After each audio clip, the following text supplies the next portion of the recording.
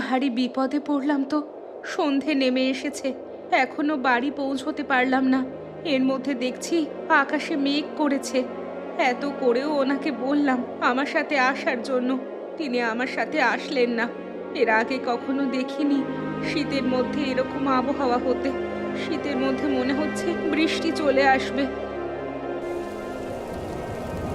এ মা, এ কি? এ তো দেখছি শিলাবৃষ্টি শুরু হয়ে গেছে। আকাশ থেকে বড় বড় শিলা পড়ছে। রাস্তা যে একদম পিচ্ছিল হয়ে গেছে। কে কোথায় আছো? আমাকে বাঁচাও, মরে গেলাম গো এত বড় বড় শিলাবৃষ্টির আঘাতে। ওখানে মনে হচ্ছে একটা মেয়ে পড়ে আছে ঝড় বৃষ্টির মধ্যে। মেয়েটা আসলো কোথা থেকে? আকাশ থেকে শিলা পড়ছে, মেয়েটা মনে হচ্ছে সাহায্য চাইছে। আপনি এখানে পড়ে গেলেন কিভাবে? আমি কি আপনাকে সাহায্য করব? দয়া করে আমাকে সাহায্য করুন, আমি গর্ভবতী, আমার পেটে বাচ্চা আছে। এই শিলাবৃষ্টির মধ্যে পেটে বাচ্চা নিয়ে আপনি কোথায় যাচ্ছিলেন? কি করছিলেন? এভাবে একা মোটেও বের হওয়া উচিত হয়নি। চলুন চলুন, আপনাকে আমি আমার বাড়িতে নিয়ে যাই। চলুন চলুন চলুন।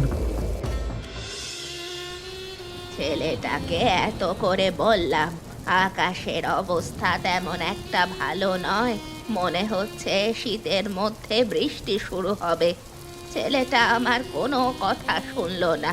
এখন দেখছি শিলা বৃষ্টি পড়ছে। কি হয়েছে ছেলেটার কে জানে, এখনো তো আসছে না।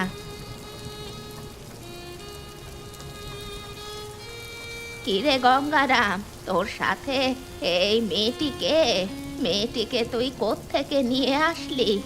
দেখে তো মনে হচ্ছে মেয়েটি খুব অসুস্থ। মেয়েটি কে আমি ঠিক বলতে পারছি না মা। মেয়েটা সম্ভবত গর্ভবতী। রাস্তা দিয়ে বাড়ি ফিরছিলাম, দেখছি প্রচণ্ড শিলাবৃষ্টি হচ্ছে, এর মধ্যে মেয়েটা পড়ে আছে। আমি তাকে সাহায্য করবার জন্য বাড়িতে নিয়ে আসলাম। এমনিতেও রাত হয়ে গেছে, বাড়িতে আর ফিরতে পারবো না আজকে। এটা তুই সবচেয়ে ভালো কাজ করেছিস। অন্য ঘরে গিয়ে বস, আমি এই মেয়েটিকে নিয়ে ঘরের ভেতরে যাই। তাড়াতাড়ি শরীর মুছে ফেল গামছা দিয়ে, এক দণ্ড দেরি করিস না। আমার প্রচন্ড কষ্ট হচ্ছে, পেটে প্রচন্ড ব্যথা হচ্ছে। আমি কি করব? আমার সব স্বপ্ন মনে হয় শেষ হয়ে গেল।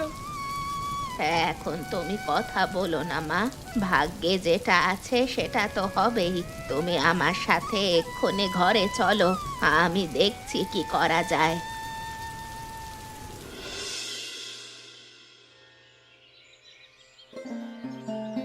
কখন থেকে আমি এখানে আছি আমার তো কিছুই মনে পড়ছে না। সকাল হয়ে গেছে, তাই না? তুমি কোনো চিন্তা করো না, তুমি আমার বাড়িতে আছো। আমার সাথে সারা রাত এখানে ছিলে, তুমি অচেতন অবস্থায় ছিলে, আমি তোমার সাথেই বসেছিলাম। আপনি আমাকে বাঁচিয়েছেন, আপনাকে যে কি বলে ধন্যবাদ দেব। তোমার জন্য একটা খারাপ সংবাদ আছে মা। কি সেই খারাপ সংবাদ? আমার বাড়ির লোকের কোনো সমস্যা হয়েছে নাকি? তোমার বাড়ির লোক কোথায়, তোমার ঘর কোথায়, সেটাও আমরা ঠিক মতো জানি না। তাহলে তাহলে কি বলছেন? কি খারাপ সংবাদ আছে আমার জন্য? আমরা তোমাকে বাঁচাতে পারলেও তোমার গর্ভের সন্তানটিকে বাঁচাতে পারিনি মা। না, এ হতে পারে না। আমি কোনোভাবেই বিশ্বাস করতে পারছি না। না, না, আমার এতদিনের স্বপ্ন, আশা, আকাঙ্ক্ষা সব এভাবে ধ্বংস হয়ে যেতে পারে না। এখন তোমার বিশ্রাম নেওয়া দরকার। তোমার শরীরের ওপর দিয়ে এমনিতেই অনেক ধকল গেছে মা, নিজেকে সামলে নাও। আমি আর এক মুহূর্ত এখানে থাকতে চাই না। আপনারা দয়া করে আমাকে বাড়িতে পৌঁছে দিন। বাড়িতে মনে হচ্ছে সবাই আমার জন্য চিন্তা করছে। বাড়িতে তোমার কে কে আছেন? কোথায় গিয়েছিলে তুমি একা একা?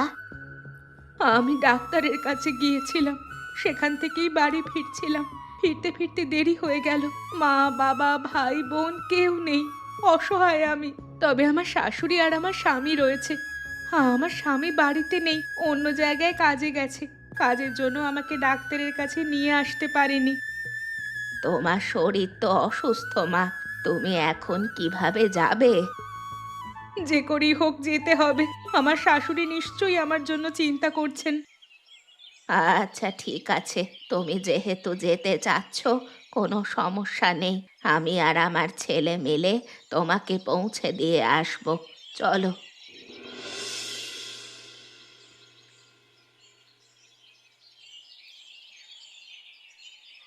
মা, মা আপনি কোথায়? দেখেন, আমি এসেছি।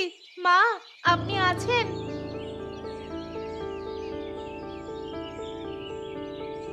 কিরে হতচ্ছাড়ি, কোথায় মরেছিলি তুই? কালকে রাত থেকে পাশের বাড়ি পর্যন্ত তোকে খুঁজে এসেছি। তোর জন্য যে এখানে চিন্তায় চিন্তায় আমি মরে যাচ্ছি সে খেয়াল আছে তোর? কোথায় ছিলি তুই? আপনার বৌমা আমার বাড়িতেই ছিল। আপনার বউ খানিকটা অসুস্থ। এখন ওর সাথে কোনোভাবেই খারাপ ব্যবহার করবেন না, তাহলে ওর অবস্থা আস্তে আস্তে আরো খারাপ হবে।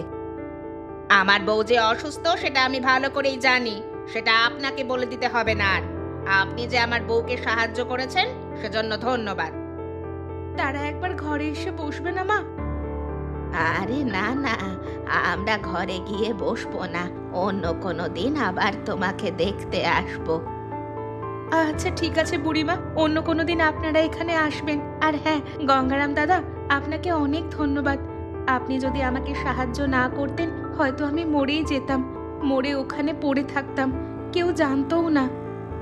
তেমন কিছু না, আমার মা যে শিক্ষা দিয়েছে আমি সেটাই সবসময় পালন করি। আচ্ছা ঠিক আছে, আর কথা বাড়াবো না, আমরা তাহলে আসি। আপনার বৌমার একটু ভালো করে যত্ন নেবেন। আচ্ছা ঠিক আছে, আপনারা আবার সময় করে আসবেন, এসে একটু বেরিয়ে যাবেন। আচ্ছা ঠিক আছে।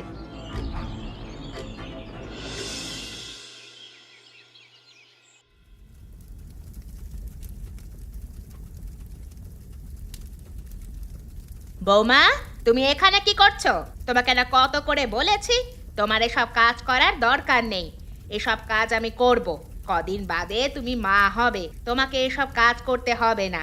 আমার ছেলে যদি এসে দেখে আমি এসব কাজ তোমাকে দিয়ে করাচ্ছি, আমাকে বকাঝকা করবে। আপনি হয়তো কোনো দিক থেকে ভুল বুঝেছেন মা। আপনার একটা ভুল ভাঙানোর দরকার আছে মা। আমি কোনোভাবেই ভুল বুঝছি না। তুমি চাচ্ছ আমি যেন আমার ছেলের চোখে খারাপ হই, তাই না? তুমি তো কোনোভাবেই চাও না আমার ছেলের সাথে আমার ভালো সম্পর্ক থাকুক। এখানে বসে কাজ করবে আর আমার ছেলে আসলে বলবে, তারপর কোনো ঝামেলা হলে আমাকে দায়ী করবে। আপনি হয়তো বুঝতে পারেননি মা, বুড়িমা এসেছিলেন, তিনি আমাকে অসুস্থতার কথা বলে গেলেন। বড় একটা বিপদ ঘটে গেছে আমার সাথে। কই, তুমি তো আমাকে কিছুই বললে না। কি হয়েছে বলো না আমাকে। শিলাবৃষ্টিতে আমি আছাড় খেয়েছি, আছাড় খেয়ে আমার পেটের বাচ্চাটা নষ্ট হয়ে গেছে। যদি সেখানে বুড়ির ছেলে গঙ্গারাম এসে আমাকে সাহায্য না করতো তাহলে আমি মরেই যেতাম হয়তো। এটা তুমি কি বলছো? তোমার পেটের বাচ্চাটা নষ্ট হয়ে গেছে? বুড়ির ছেলে গঙ্গারাম তোমাকে সাহায্য করেছে? তুমি সে ঘরেই ছিলে? হ্যাঁ, আমি বুড়িমার সাথেই ছিলাম, তিনি আমাকে সাহায্য করেছেন। হায় হায় রে, আমার সব স্বপ্ন বৃথা গেল, সব শেষ করে দিল এই অলক্ষী মেয়েটা। এখানে আমার কি দোষ বলুন তো? আমি তোমার মুখ থেকে আর একটি কথাও শুনতে চাই না। কার দোষ সেটা আমি বুঝতে পেরেছি।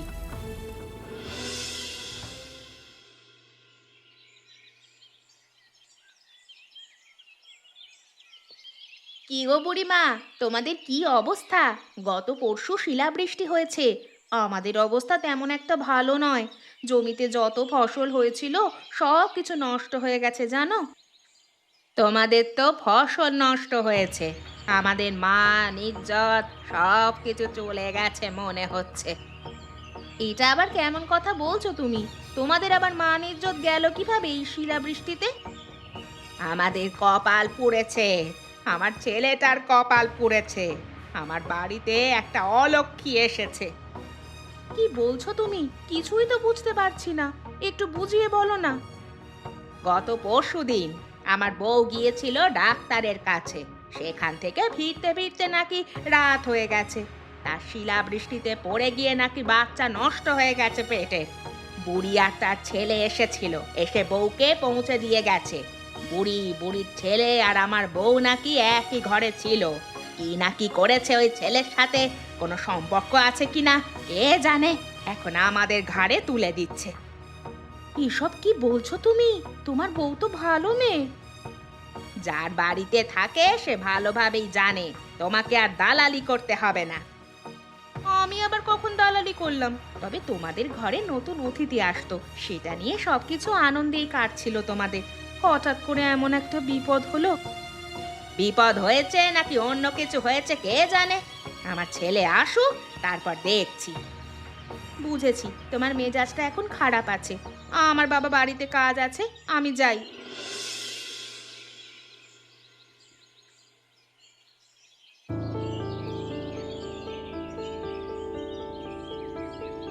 আমাদের বাড়ির পাশে ওই বুড়িমার বাড়িতে নাকি বিশাল বড় একটা অঘটন ঘটেছে, সেটা মাত্র শুনে আসলাম। সেই ব্যাপারে জানো তুমি কিছু? কই আমি তো কিছু জানি না। বুড়ির সাথে কথা হয়, তুমি ভালো করে জানলে কি হয়েছে? বুড়িমা তো প্রচন্ড রেগে আছে তার বউয়ের ওপরে। মনে হচ্ছে যে কোনো সময় একটা অঘটন ঘটতে পারে তাদের বাড়িতে। কি হয়েছে? বুড়িমা কেন রেগে আছে সেটা তো আগে বলো। শুনলাম নাকি গুলবাহার নাকি ডাক্তারের কাছে গিয়েছিল, সেখান থেকে আসতে রাত হয়েছে। এর মধ্যে শিলাবৃষ্টির মধ্যে পড়েছে, আছাড় খেয়ে পেটের বাচ্চাখানা নষ্ট হয়ে গেছে। কোনো বুড়ির বাড়িতে নাকি আশ্রয় নিয়েছিল, সেখান থেকে সেই বুড়ি আর তার ছেলে আজকে এসে বাড়িতে দিয়ে গেছে। এসব কি বলছো তুমি? পেটের বাচ্চা নষ্ট হয়ে গেল? আহারে! পেটের বাচ্চা তো নষ্ট হয়ে গেল, সেই সাথে বুড়ি তার ওপরে প্রচন্ড রেগে আছে। এখানে আসলে গুলবাহারের কোনো দোষ নেই, বুড়িমা এখন শুধুই তাকে দোষ দিচ্ছে। কিছুই তো করবার নেই। বুড়ি এমনিতেই সবসময় ওই মেয়েটির উপর অত্যাচার করে। এখন মেয়েটি নতুন একটা দোষ পেয়েছে, এখন তার উপর অত্যাচার করবে। মেয়েটির কপালটি ভালো নয়। ও সব নিয়ে আমাদের কথা বলার দরকার নেই, তাদের জিনিস তারাই ভালোভাবে বুঝে নেবে। তারপরও ওই বাড়িটার দিকে একটু ভালোভাবে নজর রাখবে, কখন কি ঘটে যায় কে জানে। ওদের বাড়িতে কি ঘটুক না ঘটুক সেই সব ব্যাপারে আমাদের দরকার নেই।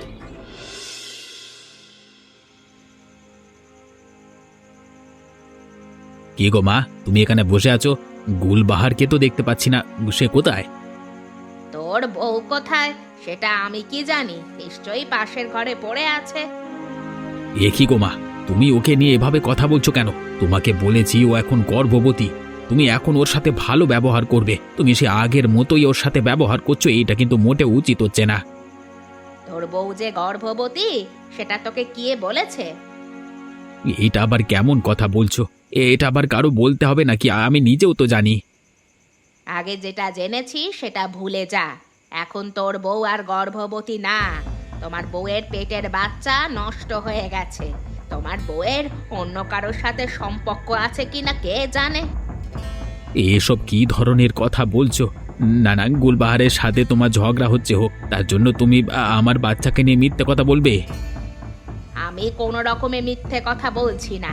আমার কথা বিশ্বাস না হলে তোর বউকে গিয়েই জিজ্ঞেস করবি। সমস্যা, আমি তোমার কথা বিশ্বাস করি না। চলো, শহর থেকে কাজ শেষ করে মাত্র আসলাম, এর মধ্যে তোমাদের ঝামেলা। চলো।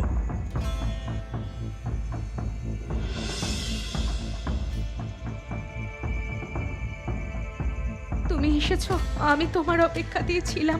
তুমি এত আসতে দেরি করলে কেন গো? তোমার না আরো 2 দিন আগে আসার কথা ছিল। আমার ছেলে যেই এসেছে অমনি আমার ছেলের সাথে মধুর মধুর কথা বলছিস। তুই যে আমার ছেলের জন্য অপেক্ষা করছিলিস না সেটা ভালোভাবেই জানি। তোর তো নিশ্চয়ই যে বাড়িতে ছিলি সেই বুড়ির ছেলের সাথে কোনো সম্পর্ক আছে। আপনি এটা কি রকমের কথা বলছেন? ছি ছি, আপনি এত জঘন্য কথা বলতে পারেন? মা জঘন্য কথা বলছে নাকি ভালো কথা বলছে সেটা পরে হবে। তুমি কার বাড়িতে ছিলে? কোন বুড়ির কথা বলছো? কোন বুড়ির ছেলের কথা মা বলছে আমার বাচ্চা নাকি নষ্ট হয়ে গেছে তোমার পেটে? তুমি আমার সম্পূর্ণ কথাটা শোনো, তারপর বলো। আমি সম্পূর্ণ কথা শুনতে চাই না, আমি শুধু জানতে চাই আমার বাচ্চাটা ঠিক আছে না নষ্ট হয়ে গেছে। এটা সত্যি কথা, মা যেটা বলছি সত্যি, আমার পেটের বাচ্চা নষ্ট হয়ে গেছে। আমি আছাড় খেয়েছি। আমার কথা তো কোনোভাবেই তুই বিশ্বাস করছিলি না, এখন দেখেছিস তো আমি যে এত করে বলছি ওই বুড়ির ছেলের সাথে তোর বউয়ের কোনো সম্পর্ক আছে, সেটা তো তুই বিশ্বাস করছিস না। আমি যেটা বলছি সেটাই সত্যি। তুই আমার বাচ্চাকে নষ্ট করে ফেলেছিস, সেখানে আবার আমার সাথে কথা বলছিস। দাঁড়া দাঁড়া, তোকে এখনই মজা দেখাচ্ছি। এটা তুই কি করলি? গুলবাহারকে মেরে ফেললি? যেটা করেছি ঠিক কাজই করেছি, ওর মতো মেয়ের বেঁচে থাকবার কোনো দরকার নেই। এখন যে তোকে পুলিশে ধরবে। ধরুক, আমার কোনো সমস্যা নেই। কোনো চিন্তা করিস না, বাড়ির পেছনে একটা গর্ত কর। রাতের মধ্যে ও লাশটা ওখানে লুকিয়ে রাখতে হবে, কেউ যেন টের না পায়। কেন যেন আমার একটা জিনিস নিয়ে বারবার সন্দেহ হচ্ছে। তোমার কাছে না বলে আর পারছি না গো। তুমি এমনভাবে ঘুরিয়ে পেঁচিয়ে কথা বলো, সেটা আমার মোটেও পছন্দ নয়। কি হয়েছে, কি বলতে চাচ্ছ সেটা বলো। বুড়িমার বাড়িতে গিয়েছিলাম, কেন যেন তিনি আমাকে এড়িয়ে এড়িয়ে চলছেন। আমার সাথে তেমন একটা কথা বলছেন না, ঘরে বসতে বলছেন না। আমার কেন যেন মনে হলো তিনি চাচ্ছেন না আমি তাদের বাড়িতে থাকি। বুড়ি কেমন মানুষ সেটা তুমি ভালো করেই জানো। তোমাকে পছন্দ করে না, সেই জন্য তিনি চান না তুমি তার বাড়িতে গিয়ে থাকো। তিনি যেহেতু চান না, তুমি সেখানে গিয়ে তোমার সম্মানহানি কেন করছো ভাই? তোমাকে কে বলেছে বুড়ি আমাকে দেখতে পারে না? বুড়ির সাথে আমার ভালোই কথা হয়, সব কথা বুড়ি আমাকেই বলে। তোমার সাথে যেহেতু বুড়ির এত খাতির, তাহলে তোমাকে এড়িয়ে চলবে কেন? সেটাই তো আমি ভাবছি, সেটা নিয়েই তো আমার সন্দেহ হচ্ছে। গুলবাহারকেও সেখানে দেখছি না। দুদিন আগে না তুমি আমাকে বোঝালে তাদের জিনিস তারা বুঝবে, এখন আবার তুমি তার মধ্যে নাক গলাচ্ছ কেন? ওদের ঝামেলার মধ্যে যেতে হবে না। ঠিকই বলেছ, ওদেরটা ওরা বুঝেনি, আমাদের দরকার নেই বাবা।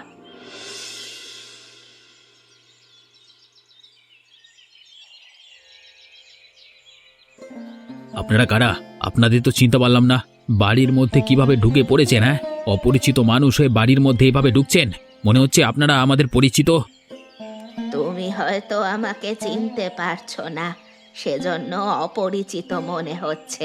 তোমার মা খুব ভালো করেই আমাদের চেনেন, তোমার বউ আমাকে চেনে। মা, তুমি এদেরকে চেনো নাকি? একদম চিনি না বললে ভুল হবে। তোকে বলেছিলাম না, বুড়ি তার ছেলে গুলবাহার, এনারাই হচ্ছেন সেই বুড়ি আর তার ছেলে। আপনারা এখানে কেন এসেছেন? আপনাদের জন্য আমাদের সংসারে ঝামেলা হয়েছে, এখান থেকে চলে যান। আপনারাই তো তখন আমাদের এখানে আসতে বলেছিলেন, সেজন্যই আসলাম। আমরা একটু গুলবাহারকে দেখব, তারপর চলে যাব। গুলবাহার আপনাদের কে হয়? আপনাদের দেখতে হবে কেন? আমাদের কেউ হয় না, ওর মা বাবা কেউ নেই, সবটাই আমাকে বলেছে। আমাকে মা ডেকেছে, আমার ছেলে গঙ্গারাম ওকে ভাই ডেকেছে, সেজন্যই আমরা এখানে এসেছি, আর কোনো কিছু নয়। দয়া করে গুলবাহারকে একটু ডেকে দিন, দেখেই চলে যাব।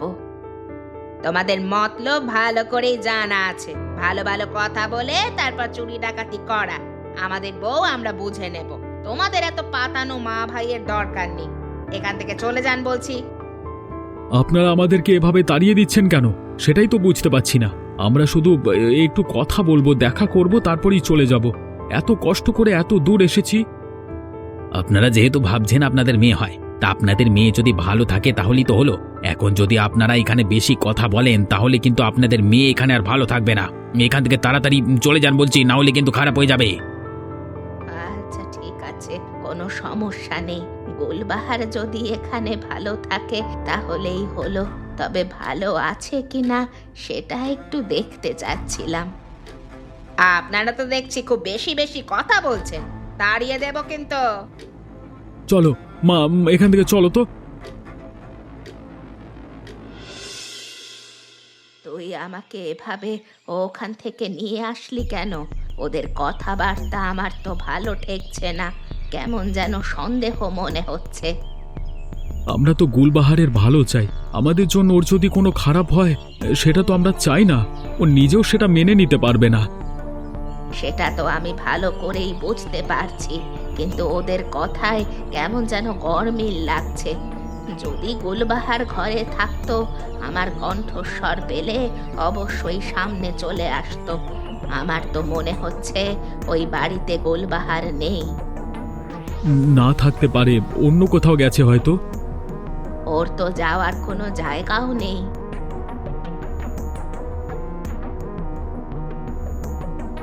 আপনারা কারা? এই গ্রামে নতুন দেখলাম। আমরা এই গ্রামে নতুন, পাশের গ্রামেই থাকি। গুলবাহারকে সাহায্য করেছিলাম শিলাবৃষ্টির রাতে। গুলবাহারের শাশুড়ি এখানে আসতে বলেছিল, এখন এসেছি। গুলবাহারের সাথে দেখা করতে চাচ্ছি, অপমান করে ওরা তাড়িয়ে দিল। আসতে বলে আবার আপনাকে তাড়িয়ে দিয়েছে? তোমাকে আমি বলেছিলাম না, দেখেছো? তুমি আমাকে বলেছিলে, কিন্তু তখন তো তেমন একটা গুরুত্ব দিইনি। এখন তো তেমনটাই মনে হচ্ছে। আমরা গ্রামবাসীরা সবাই মিলে চলো ওই বাড়িতে যাই, গিয়ে সবাই মিলে ধরলে আর না করতে পারবে না। আপনারাও আমাদের সঙ্গে আসুন তো, সবাই মিলে গ্রামবাসীদের জানাই।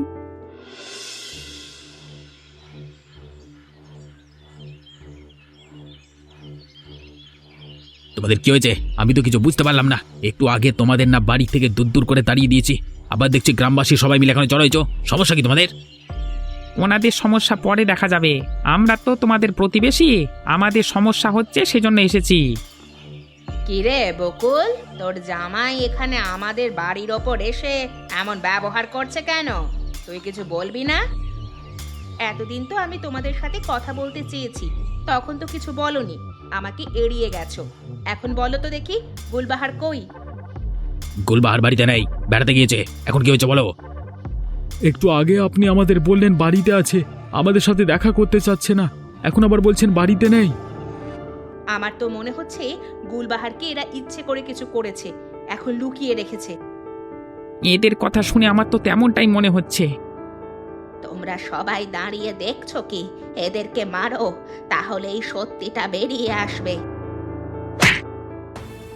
আরে আরে তোমরা থামো থামো থামো, আমাদের মেরো না, আমার ছেলেটাকে মেরো না। আমার ছেলে কোনো দোষ করেনি, আমি আমি দোষ করেছি। আমি গুলবাহারকে মেরে বাড়ির পেছনে পুঁতে রেখেছি। মা, এটা তুমি কি করছো?